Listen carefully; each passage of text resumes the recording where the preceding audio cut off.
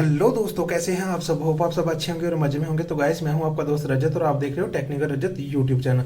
तो गाइस, आज की वीडियो काफी इंटरेस्टिंग होने वाली है क्योंकि आज की वीडियो में हम working principle of SMPS power supply समझेंगे। जी हाँ दोस्तों, मैं दावा करता हूं अगर आपने आज की वीडियो कंप्लीट देख ली तो आप किसी भी तरह का एसएमपीएस पावर सप्लाई हो उसे आसानी से रिपेयर कर सकते हो। ठीक है, क्योंकि आज की वीडियो में हम एसएमपीएस पावर सप्लाई जो बेसिक बनाई जाती है वो कैसे बनाई जाती है, ये सारा कुछ डिटेल में समझ लेंगे। ठीक है, तो आप किसी भी पावर सप्लाई को आसानी से रिपेयर कर सकते हो और आप चाहो तो अपना खुद का पीसीबी बना के खुद की पावर सप्लाई बना के मार्केट में सेल भी कर सकते हो। ठीक है दोस्तों, तो दोस्तों सबसे पहले मैं एसएमपीएस की फुल फॉर्म बता देता हूं। तो दोस्तों एसएमपीएस होता है स्विच्ड मोड पावर सप्लाई। ठीक है दोस्तों, बेसिकली ये स्विचिंग पे डिपेंड है तो इसलिए इसका नाम होता है स्विच्ड मोड पावर सप्लाई। ठीक है दोस्तों, तो दोस्तों मैं आपको बता देता हूं ये जो हमने आज पावर सप्लाई बनानी है ये हमारा जो मोबाइल चार्जर होता है 2 एम्पेयर का उसकी पावर सप्लाई है।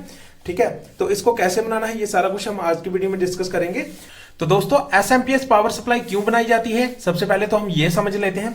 देखिए मेरे पास है कि ये ट्रांसफार्मर, दोस्तों ये स्टेप डाउन ट्रांसफार्मर है और ये 2 एम्पेयर का ट्रांसफार्मर है। ठीक है, अगर आपने 5 वोल्ट का मोबाइल चार्जर बनाना है अपने फोन को चार्ज करने के लिए तो ये सबसे पहले हमें इस ट्रांसफार्मर का इस्तेमाल करना पड़ेगा। इसके आगे हमें ब्रिज रेक्टिफायर सर्किट का इस्तेमाल करना पड़ेगा।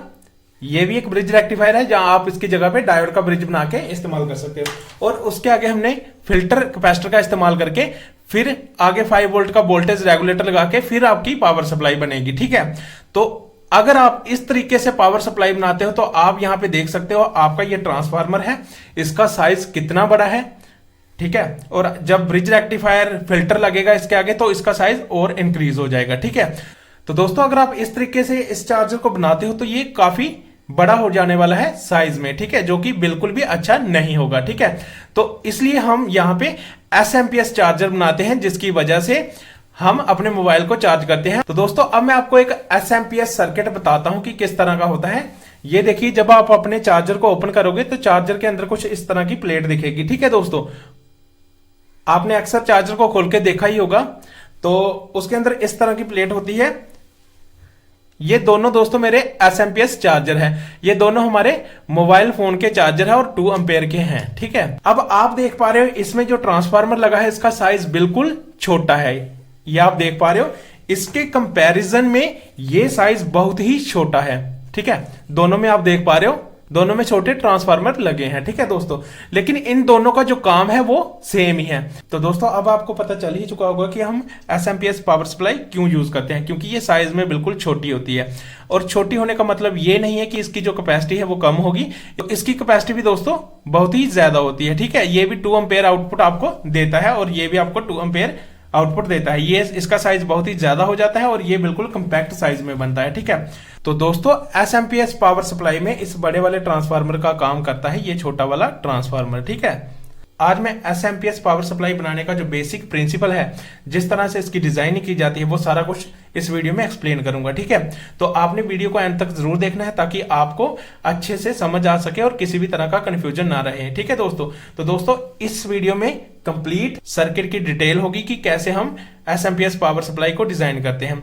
ये एसएमपीएस पावर सप्लाई दोस्तों आजकल हर एक डिवाइस में लगी होती है। आपका जो टीवी हो गया, आपके जो MP3 स्टीरियो हो गए, या फिर आपका मोबाइल चार्जर हो गया, और भी अगर कोई पावर सप्लाई है आपके घर में तो उसमें ये एसएमपीएस का इस्तेमाल जोरों शोरों से होता है। आजकल जो लीनियर पावर सप्लाई है उसका इस्तेमाल कम करते हैं लोग। ठीक है, क्योंकि एक तो ये महंगी होती है, ऐसी वाली जो पावर सप्लाई होती है जो इतने बड़े ट्रांसफार्मर से बनती है, एक तो ये महंगी होती है और दूसरा इसका जो साइज होता है वो काफी ज्यादा होता है। ठीक है दोस्तों, आजकल प्रेफर करते हैं एसएमपीएस पावर सप्लाई को। ठीक है दोस्तों, तो एक पावर सप्लाई एसएमपीएस कैसे बनाई जाती है दोस्तों, इसके अंदर कौन कौन सा कंपोनेंट लगता है, कैसे कैसे ये काम करता है, ये सारा कुछ हम आज की वीडियो में डिस्कस करेंगे। ठीक है, तो चलिए अब इसे समझते हैं कि ये कैसे काम करता है और इसका जो प्रिंसिपल है मेन डिजाइन करने का एसएमपीएस पावर सप्लाई का, तो वो क्या है।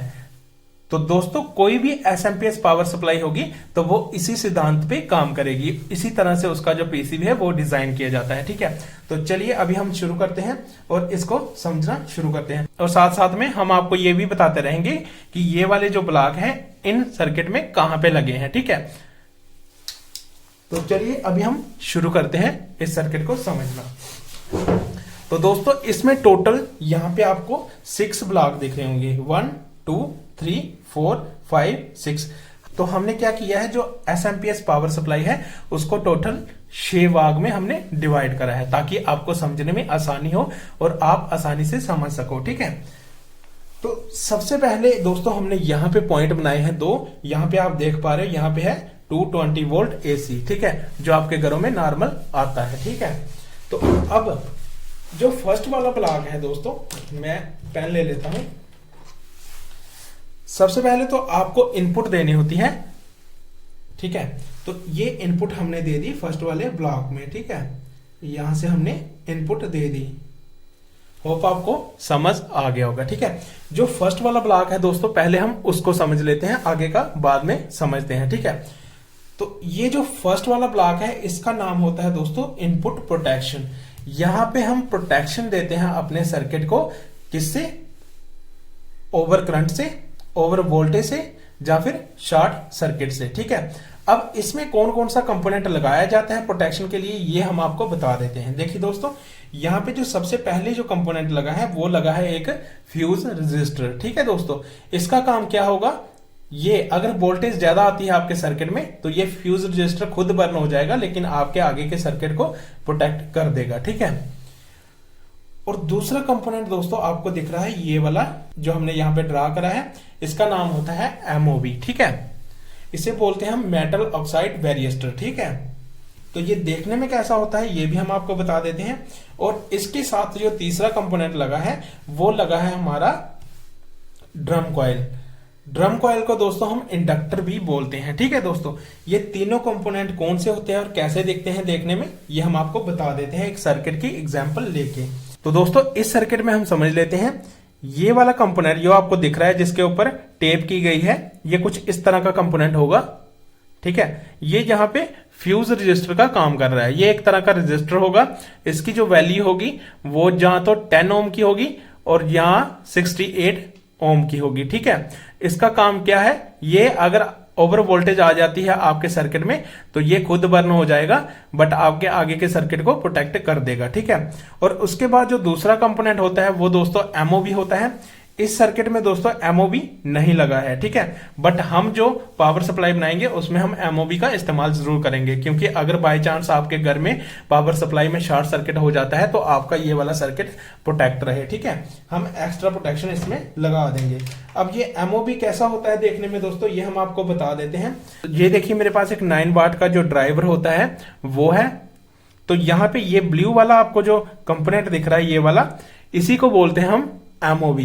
ठीक है दोस्तों, तो दूसरे वाले चार्जर में दोस्तों ये लगा हुआ है, ये आप देख पा रहे हो, बट ये हमारा आउटपुट सेशन में लगा हुआ है, ये हमने इनपुट में भी लगा देना है। तो इसकी कोई पोलैरिटी नहीं होती है दोस्तों, आप किसी भी तरीके से इसे लगा सकते हो, किसी भी टर्मिनल के साथ लगाना आपने दोनों जो हमारे एसी लाइन आ रहे होते हैं उसके पैरेलल में होता है, जैसा कि हमने यहाँ पे लगाया है। ये इसके 2 टर्मिनल है, एक हमने इस वाली लाइन के साथ लगा दिया, एक हमने इस वाली लाइन के साथ लगा दिया। होप आपको यहां तक समझ आ गया होगा। तो जो फ्यूज रजिस्टर है दोस्तों वो एक ही वायर में लगेगा और सीरीज में लगेगा, तो ये हमने यहाँ पे लगा दिया फ्यूज रजिस्टर, और उसके आगे हमने एमओबी की प्रोटेक्शन ले ली। यहां तक हमने 2 प्रोटेक्शन ले ली, और उसके आगे दोस्तों आपने यहाँ पे लगाया है ड्रम कॉइल, जिसे हम बोलते हैं इंडक्टर भी। इसका काम क्या होता है कि अगर जो आपकी इनपुट में करंट की फ्लक्चुएशन होती है तो ये उसको बैलेंस करता है। ठीक है, ये ओवर करंट से आपके सर्किट को बचाता है। तो ये हमने 3 प्रोटेक्शन यहां पे इस्तेमाल कर ली। अब जो आपका जो प्राइमरी सेशन है वो पूरी तरीके से प्रोटेक्ट है। ठीक है, शॉर्ट सर्किट से भी, ओवर वोल्टेज से भी और ओवर करंट से भी। ठीक है, अब उसके आगे आता है दोस्तों दूसरा वाला सेक्शन। ठीक है, यहां पे इनपुट प्रोटेक्शन हमारी हो गई। सेकंड वाला आ गया ब्रिज रेक्टिफायर। ठीक है दोस्तों, अब ये ब्रिज रेक्टिफायर क्या होता है दोस्तों, ब्रिज रेक्टिफायर दोस्तों इस्तेमाल होता है एसी वोल्टेज को डीसी वोल्टेज में कन्वर्ट करने के लिए। ठीक है, अब ये देखने में कैसा लगता है सर्किट में, तो मैं आपको बता देता हूं। ये देखिए, ये जो आपको कंपोनेंट दिख रहा है इस पीसीबी के बैक साइड में, ये इसके 4 टर्मिनल हैं, तो इसी को दोस्तों हम ब्रिज रेक्टिफायर सर्किट बोलते हैं। आप चाहो तो इसे 4 डायोड का ब्रिज बना के, जैसा कि हमने इस सर्किट में बनाया है ये ब्रिज, तो ऐसा भी बना सकते हो। अगर आपके पास ये एसएमडी है तो आप इसका भी इस्तेमाल कर सकते हो। ठीक है, दोनों का काम सेम ही है। ठीक है, तो दोस्तों यहां पे इसके जो निशान होता है ना इस आईसी के ऊपर यू शेप का, सेंटर में, उसके बिल्कुल अपोजिट हमने एसी अपनी लाइंस कनेक्ट करनी है दोनों। और उसके आगे जो दो टर्मिनल जाते हैं, यहां पे आपको प्लस माइनस दिख जाएगा, इसके ऊपर लिखा होता है, एक इसका प्लस होता है, एक इसका माइनस होता है, तो वो इस पे लिखा है, तो ये आगे आपको डीसी मिल जाएगी। ठीक है, तो ब्रिज रेक्टिफायर का काम दोस्तों यही होता है, ये आपकी एसी इनपुट जो आ रही है उसको कन्वर्ट कर देता है डीसी में। ठीक है, यहां पे हमने लिखा है फुल वेव डीसी। ठीक है, ये जो जहां पे जा रही है, अब ये जा रही है डीसी, वो भी फुल वेव। ठीक है, होप आपको यहां तक समझ आ गया होगा। ठीक है, उसके आगे दोस्तों यहां पे हमने जो तीसरा ब्लॉक बनाया है वो है फिल्टर। अब ये फिल्टर क्या होता है दोस्तों, ये भी हम आपको बता देते हैं। ये जो इनपुट कैपेसिटर लगे हैं दोस्तों, एक ये हो गया, एक ये हो गया, इलेक्ट्रोलाइटिक कैपेसिटर इन्हें हम बोलते हैं, और ये पोलैरिटी वाले होते हैं। ठीक है, इनका प्लस माइनस होता है। ठीक है, तो ये कैपेसिटर को हम बोलते हैं फिल्टर। ये आपकी जो इनपुट आ रही है डीसी, उसको पूरी तरीके से फिल्टर करते हैं और फिर आगे सर्किट में भेजते हैं। ठीक है, तो ये हमने यहां पे इस्तेमाल करे हैं। अब ये हमारा फिल्ट्रेशन वाला ब्लॉक भी कंप्लीट हो गया। तो अब जो फिल्टर होके जो आउटपुट जाएगी वो दोस्तों जाएगी डीसी 311 वोल्ट। अब आप सोचोगे कि हमने यहां इनपुट तो 220 वोल्ट ली है और यहां पे हमें डीसी 311 वोल्टेज कैसे मिल रही है, तो दोस्तों ये 311 वोल्टेज होती है पीक वोल्टेज हमारी एसी लाइन की। फिल्टर होने के बाद ये 311 वोल्ट हो जाती है। ठीक है, होप आपको यहां तक समझ आ गया होगा। आपको पता ही है जो हमारा एसी होता है, एसी हमारा वोल्टेज होता है वो कुछ इस तरह से जाता है, उसका जो वेवफॉर्म है। तो ये जो सेंटर में जो पीक होता है, पीक इसका होता है 311 वोल्ट। ठीक है, होप आपको यहां तक समझ आ गई होगी। तो ब्रिज रेक्टिफायर से फिल्टर होकर आपको आउटपुट में मिलेगी डीसी 311 वोल्टेज। ठीक है, होप आपको यहां तक समझ आ गई होगी। तो हमने अभी तक जो 3 ब्लॉक है उनका सर्किट बना लिया है। ठीक है, तो इसके आगे दोस्तों ये जो फोर्थ वाला ब्लॉक है, इसमें क्या होता है, इसमें होता है ड्राइवर प्लस मॉसफेट। ठीक है, अब आप सोचोगे कि ये ड्राइवर और मॉसफेट का इस्तेमाल क्या है। ठीक है, तो ड्राइवर और मॉसफेट का इस्तेमाल ये है, ये जहां पे पल्स वेव मॉड्यूलेशन करते हैं। ठीक है, ये आपकी पल्स वेव को जनरेट करते हैं, जिससे क्या होता है दोस्तों, जो हमारा छोटा वाला ट्रांसफार्मर होता है वो 2 एम्पेयर तक पावर सप्लाई आपको दे देगा आउटपुट में। ठीक है, सारा का सारा खेल दोस्तों इसी हमारे पल्स वेव जनरेटर का है। ठीक है, अब ये पल्स वेव जनरेटर क्या होता है, देखने में कैसा होता है, ये हम आपको बता देते हैं दोस्तों। ये कॉम्बिनेशन होता है ड्राइवर मीन्स हमारा आईसी, और मॉसफेट मीन्स हमारा जहां ट्रांजिस्टर लगा लो या हमारा मॉसफेट लगा लो। तो मॉसफेट की फुल फॉर्म होती है दोस्तों metal oxide semiconductor field effect transistor, और ट्रांजिस्टर की तो आपको पता ही है। ठीक है, अब ये दिखने में कैसे लगते हैं ये हम आपको बता देते हैं। तो दोस्तों ये जो पल्स वेव जनरेटर है ये एक्सटर्नल भी हो सकता है और इंटरनल भी हो सकता है। अब एक्सटर्नल और इंटरनल का क्या मतलब है ये हम आपको बताते हैं। तो देखिए दोस्तों, हमने यहाँ पे एक जो पावर सप्लाई ली है ये एसएमपीएस, तो इसमें आपको एक आईसी दिख रहा है, ये दिख रहा है, ये आईसी है। तो दोस्तों ये है हमारा इंटरनल पल्स वेव जनरेटर। तो दोस्तों इंटरनल का मतलब ये हुआ कि इस सिंगल चिप के अंदर ही हमारा जो माइक्रो कंट्रोलर है और साथ में जो हमारा मॉसफेट है वो भी इसके अंदर ही इनबिल्ड है। ठीक है, तो हमें एक्स्ट्रा माइक्रो कंट्रोलर लगाने की जरूरत नहीं है, इस चिप के अंदर ही हमारा माइक्रो कंट्रोलर भी है और यहां पे हमारा मॉसफेट भी इसके अंदर ही है, मतलब ये इंटीग्रेटेड है। ठीक है, तो ये दूसरी वाली पावर सप्लाई आप देख पा रहे हो, ये वाली, इसमें आपको यहां पे एक ट्रांजिस्टर दिख रहा है, ये छोटा ट्रांजिस्टर है, होप आपको कम दिख रहा होगा, मैं नजदीक से दिखा देता हूं। ये वाला ट्रांजिस्टर है और इसके पीछे आप देखोगे ये वाला छोटा सा, ये इसका आईसी है, ड्राइवर आईसी जिसे हम बोलते हैं। तो इसमें क्या होगा दोस्तों, एक्सटर्नल वाले में ड्राइवर आईसी अलग होगा, ये सिग्नल भेजेगा यहां से, और हमारा जो ट्रांजिस्टर है उसका जो बेस है उसको ये सिग्नल मिलेगा और ये पल्स वेव जनरेट करेगा। ठीक है, तो ये काम होता है इंटरनल और आउटपुट हमारे पल्स वेव जनरेटर का, और इसी का मेन काम होता है हमारी आउटपुट में 2 एम्पेयर या इससे भी ज्यादा करंट को पहुंचाने का। तो अब आप सोचोगे कि सर ये छोटा वाला ट्रांसफार्मर है ये कैसे इतना एम्पेयर बाद में जनरेट कर लेगा, क्योंकि यहां पे 2 एम्पेयर करंट को जनरेट करने के लिए हमें इतने बड़े ट्रांसफार्मर का इस्तेमाल करना पड़ रहा है, और यहां पे हमें 2 एम्पेयर जनरेट करने के लिए बिल्कुल छोटा सा ट्रांसफार्मर का इस्तेमाल करना पड़ रहा है। तो दोस्तों ये सारा कुछ डिपेंड करता है इसी पल्स वेव जनरेटर पे। तो ये जो एसएमपीएस होता है ये हाई फ्रीक्वेंसी पे काम करता है, और ये जो हमारा लीनियर पावर सप्लाई होता है ये हमारी जो नॉर्मल फ्रीक्वेंसी होती है हमारे घर में इनपुट जो आती है 50,000 से लेके 60,000 तक, मतलब 50,000 से लेके 60,000 तक, उस पे ये काम करता है। ठीक है, अब दोस्तों मैं आपको ये भी बता देता हूं ये जो हमारा पल्स वेव जनरेटर होता है ये कितनी फ्रीक्वेंसी जनरेट करता है। तो मैंने यहां पे लिख रखा है ये लगभग 25 से लेके 67 किलो हजार तक जनरेट करता है। ठीक है, अब आपने देख ही लिया होगा कहां पे ये हमारा ट्रांसफार्मर जो 50,000 या 60,000 पे काम कर रहा है और कहां पे ये किलो हजार पे काम कर रहा है। तो आपको यहां से मालूम हो ही गया होगा ये पल्स वेव जनरेटर हमारा कितनी हाई फ्रीक्वेंसी जनरेट करवाता है। ठीक है, तो ये क्या करता है दोस्तों, इसका काम ये होता है ये हमारी जो इनपुट होती है उसको पल्स की फॉर्म में कन्वर्ट कर देता है, और इसे हम बोलते हैं स्क्वायर वेव।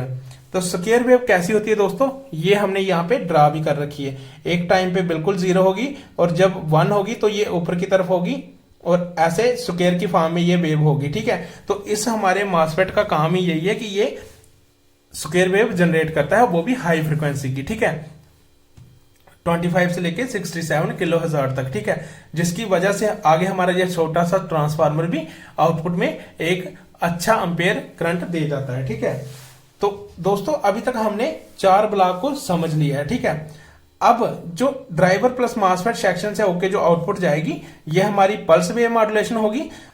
तो इसके आगे दोस्तों हमने ये लगाना है अपना ट्रांसफार्मर, जो कि ये लगा है यहां पे। ठीक है, तो दोस्तों ये जो ट्रांसफार्मर है ये क्या करेगा, हमारी 311 वोल्ट जो पल्स वेव आ रही है उसको स्टेप डाउन करके मात्र 5 वोल्ट पल्स वेव मॉड्यूलेशन में कन्वर्ट कर देगा। ठीक है, ये भी जहां पे भी पल्स की फॉर्म में ही होगा हमारा जो आउटपुट आएगा। ठीक है, होप आपको यहां तक समझ आ गई होगी।